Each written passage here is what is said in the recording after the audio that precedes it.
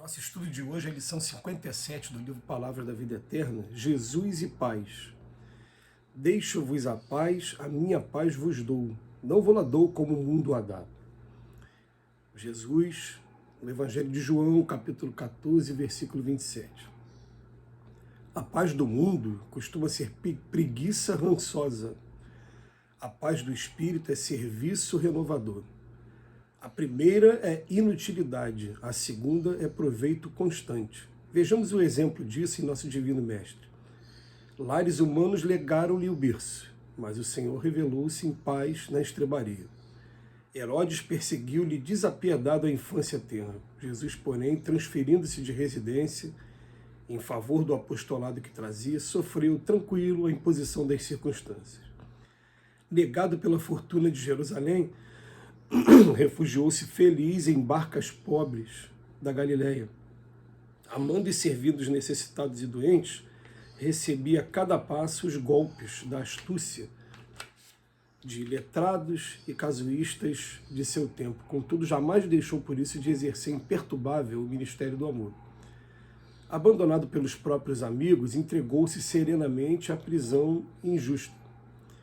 Sob o cuspo injurioso da multidão, foi açoitado em praça pública e conduzido à crucificação, mas voltou da morte areolado de paz sublime para fortalecer os companheiros acovardados e ajudar os próprios verdugos. Recorda assim o exemplo do benfeitor excelso, não procures segurança íntima fora do dever corretamente cumprido, ainda mesmo que isso te custe o sacrifício supremo.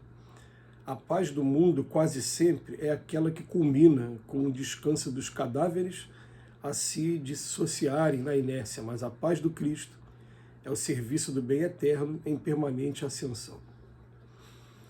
Vamos procurar entender o que o Emmanuel está trazendo para a gente aqui hoje.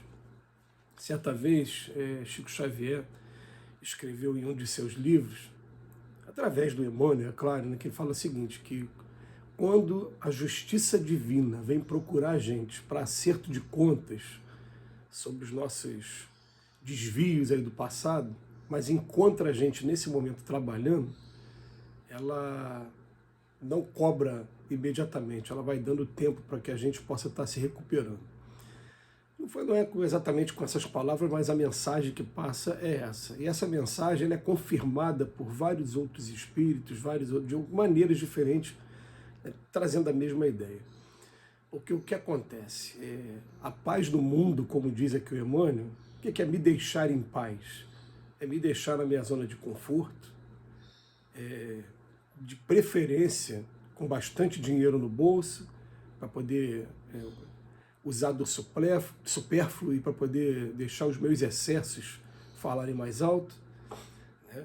E, de preferência, não tem ninguém que me contrarie, porque a gente vai encontrar essa contrariedade até no seio da própria família, mas até dentro da própria família eu não quero que ninguém me contrarie, que todos concordem comigo, né? Que todos sejam passivos a tudo que eu quero fazer. Isso seria a paz aqui da Terra e muitos mais, que a gente não vai perder tempo aqui falando, né? Mas as noções de paz aí, elas vão ter umas conotações tão assim estranhas, que a gente até fica impressionado com até onde vai a capacidade do ser humano. Mas quando a gente chega num mundo como esse, a gente entende que um mundo como a Terra é uma grande escola e que a gente está convivendo com pessoas trazendo seus vícios, seus apegos, não tem ninguém perfeito na Terra, e que a gente está convivendo uns com os outros, uns com os vícios e os defeitos dos outros, para ficar aprendendo. Por isso que Jesus vem falar, aquele que estiver isento de pecado que atire a primeira pedra. Está dizendo claramente que ninguém aqui na Terra está isento de pecado. Outra coisa que ele fala também, né, a gente tem a mania de ficar olhando o cisco no olho do outro e esquece de ter uma trave no nosso. Ele está dizendo que a hora que a gente parar para observar mais a nossa conduta do que a conduta dos outros, a gente vai evoluir mais. Ou então, quando for observar a conduta dos outros, que não seja para denegrir, para maledicência, mas sim com fins educativos. Por isso que ele fala, vai e fala em particular com ele, né? Enfim. Então, está trazendo para a gente a ideia assim, o convívio nesse mundo aqui é um convívio difícil mesmo. Então, qual é a maneira da gente manter a paz nesse mundo? Para a gente manter a paz nesse mundo, a gente vai seguir um roteiro que é um roteiro que o nosso querido, saudoso para a gente da presença física dele, né, que é o seu Altivo Panfiro, foi o dirigente, né, do Centro Espírita Leon Denis, aqui no Rio de Janeiro, em Bento Ribeiro. Ele falava o seguinte: todo santo dia, prece, leitura edificante e prática da caridade. Todo santo dia. A gente tem que botar isso, né? Prática da caridade, a gente tem que fazer aquela leitura de prática da caridade, né? Não é a caridade, existe caridade material, caridade moral, é a caridade segundo entendia Jesus também. Benevolência para com todos, perdão das ofensas e indulgência com a imperfeição dos outros. Mas a gente veio falar todo santo dia, tem que ter prece. Acordou agora, fez a prece. Tem que ter leitura edificante, está tendo agora essa leitura aí, né? A gente pode aproveitar, quem está aproveitando aí também junto comigo esses vídeos, né? Essas leituras do Emmanuel, mesmo que eu não aproveite o conteúdo aqui do vídeo, mas pelo menos leia o texto, já está fazendo uma leitura edificante e depois colocar na prática isso.